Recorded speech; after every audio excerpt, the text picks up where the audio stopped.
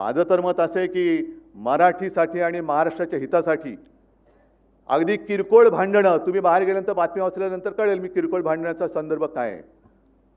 किरकोळ भांडणं बाजूला ठेवायला मी सुद्धा तयार आहे आणि मी सुद्धा सर्व मराठी माणसांना या हितासाठी, महाराष्ट्राच्या हितासाठी, मराठीसाठी एकत्र येण्याचं आवाहन करतोय.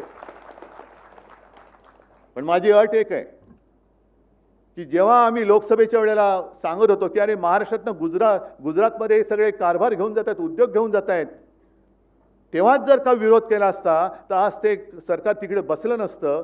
आज तिकडे महाराष्ट्राच्या हिताचा विचार करणारं सरकार आपण केंद्रात बसवलं असतं आणि राज्यात सुद्धा आपल्या महाराष्ट्राच्या हिताचा विचार करणारं सरकार बसलं असतं. त्याच वेळेला हे काळे कामगार कायदे आपण फेकून दिले असते कचऱ्याच्या टोपलीमध्ये.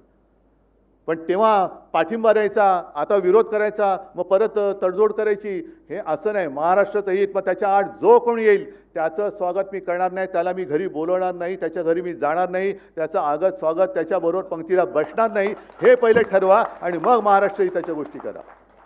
बाकी आमच्यातली भांडणं मी आज सांगतो, जी काय भांडणं माझ्याकडनं नव्हतीच कोणाशी, मिटून टाकली. चला, पण पहिले हे ठरवा, महाराष्ट्राचं हित.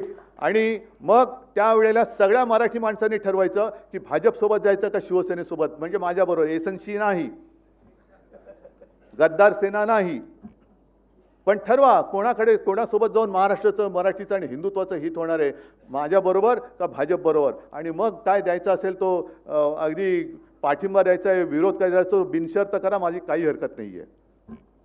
महाराष्ट्राचं हित ही एकच शर्त आहे माझी.